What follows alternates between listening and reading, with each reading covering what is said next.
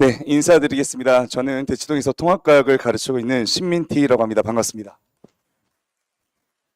네, 저는 이번에 처음으로 콴다일로에서 예비고일을 대상으로 특강을 열고요. 아주 알찬 구성을 해서 한번 소개를 해드리도록 하겠습니다.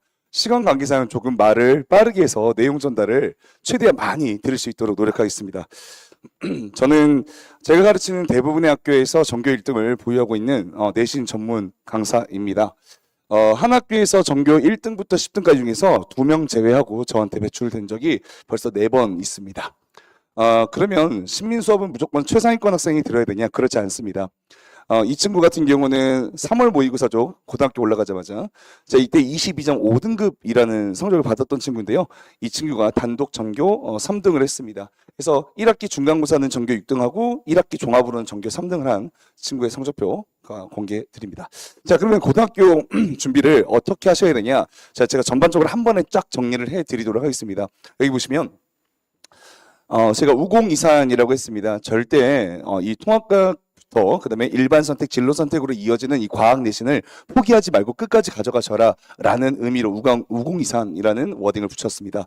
자, 일단 배분은요. 통합과학이 압도적으로 높습니다. 이 통합과학은요. 내신 준비가 곧 수능 준비입니다. 따라서 내신 준비를 철저히 하시면 나중에 수능에도 크게 도움이 되는데요. 그 이유는 잠시 뒤에 설명드리도록 하겠습니다. 그래서 무게 배분은 무려 50%입니다. 이유인 즉 좀 어떤 이유가 있냐면 사실 고등학교 1학년 전체 내신이 다 통합과학입니다.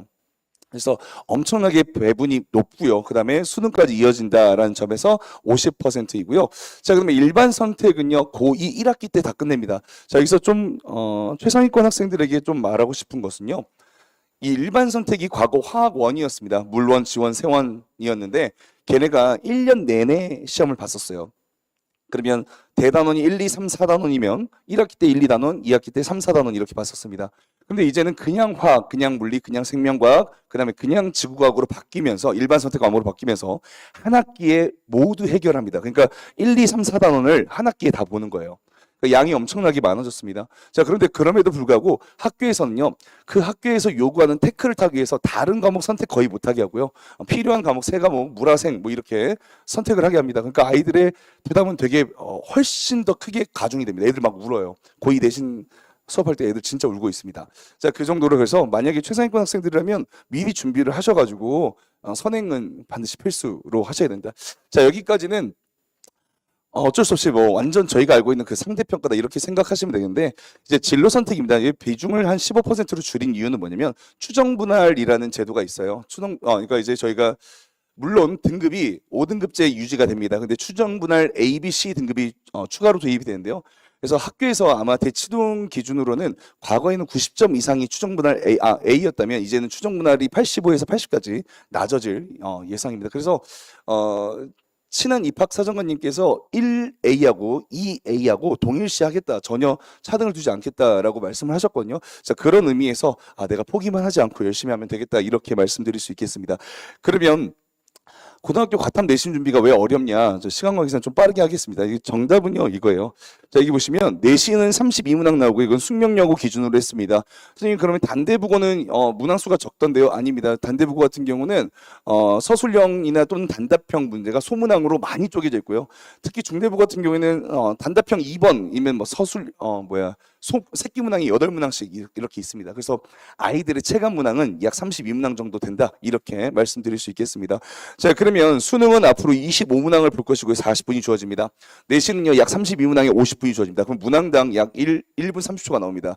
여기에는 우리가 알고 있는 물리화학 킬러 문제들이 포함되어 있습니다. 근데 그런 문제에서 약 3, 4분을 쓰게 될 것입니다. 중위권 학생들이라면요. 그럼 나머지 문제에서 시간을 팍팍 줄여야 되는 게 사실이고요.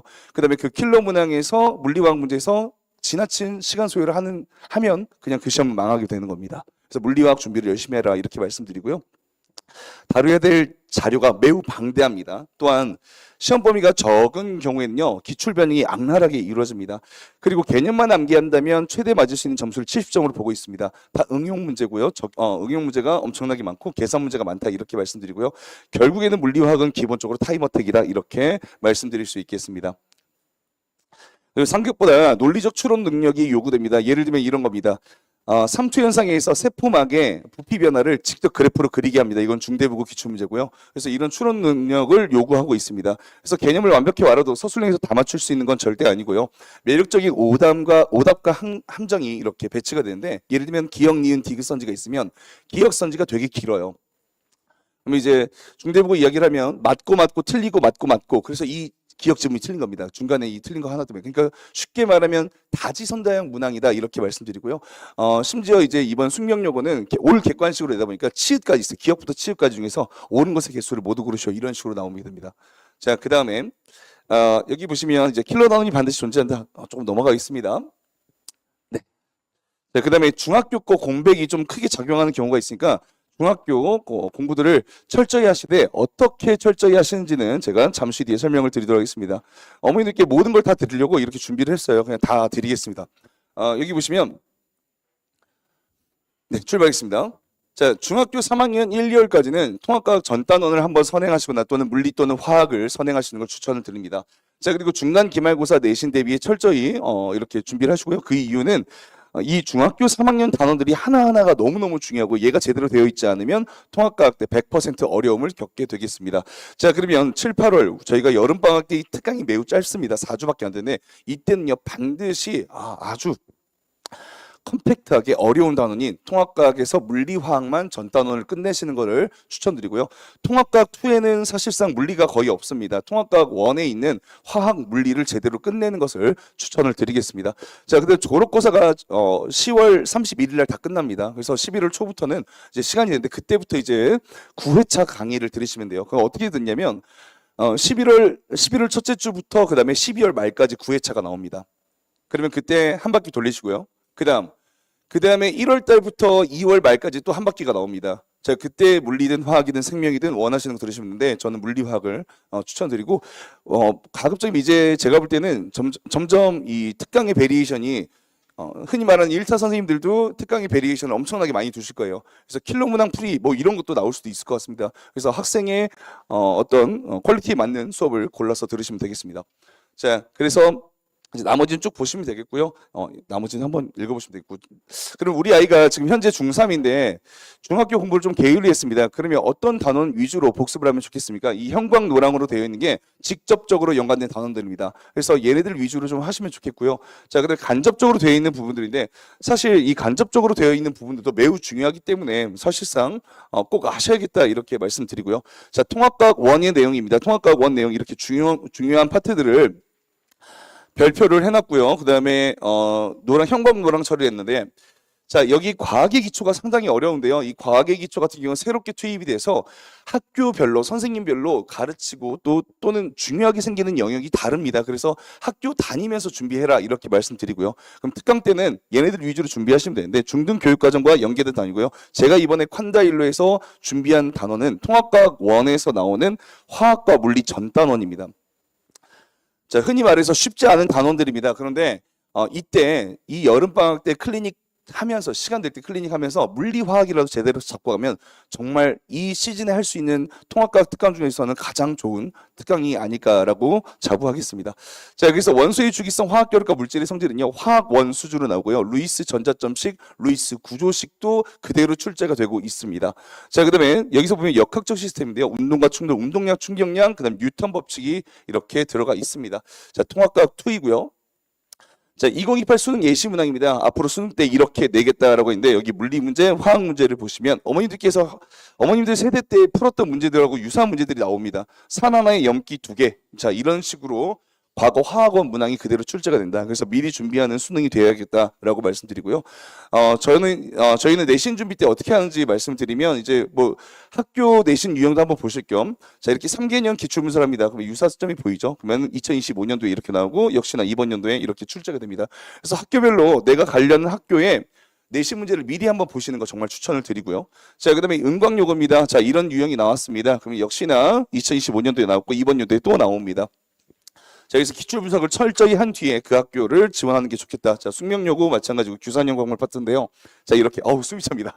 5개년 동안 이렇게 나왔었다. 단대국어입니다. 단대국어도 역시나 자, 이 문제 많이 틀렸어요. 엄청나게 많이 틀렸었는데 참 단대국어에 대해서 좀 오해하고 계신 분들이 계시는데 단대국어는요. 킬러 문항이 두세 문항 반드시 출제가 됩니다. 그리고 상당히 어렵고요. 수학적 계산 능력을 요구하는 문제들이 많이 출제돼서 어렵습니다. 그런데 단대국어를 다니는 학생들의 퀄리티가 좀 좋아요. 이미 선행을 안 한 친구 없고 야 얘들아 자 오늘 물리가 처음이야 화학이 처음이야 손 들어봐 하면 한 명도 없어요. 자, 그렇기 때문에 아이들이 평균 점수가 좀 높고 아이들이 체감 난이도가 쉬운 거지 대치동 전체로 봤을 때는 조금 어려운 편입니다.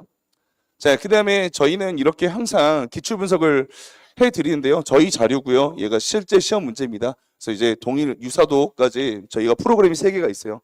돌려가지고 유사도나 적중도를 보여드리고 있습니다. 그래서 앞으로 너희가 풀게 될 자료가 얼마나 적중률이 높은 자료인지 동기부여를 하기 위해서 이렇게 진행하고 있습니다. 이건 응답요건데 완전히 똑같이 1번부터 나왔습니다. 직보 때 했던 건데요.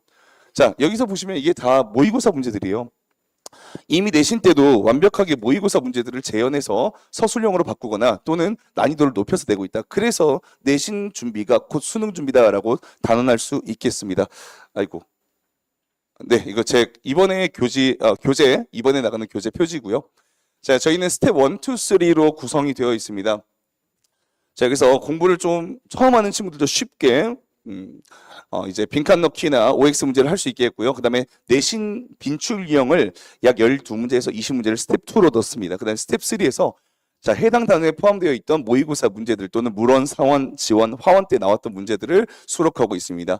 저희 주간지입니다. 주간지 같은 경우는 내용 정리를 한번 하고요. 그다음 빈칸 넣기를 딱 해서 애들이 그냥 서술형으로 나와도 다 풀 수 있게끔 노력을 하고 있고요. 자, 그다음에 복습 과제입니다. 자, 그다음에 모의고사입니다. 저희는 자체 모의고사를 만들고 있는데 사실 제가 이제 고3 준비를 하기 위해서 만들었던 자료들인데 다 풀고 있습니다.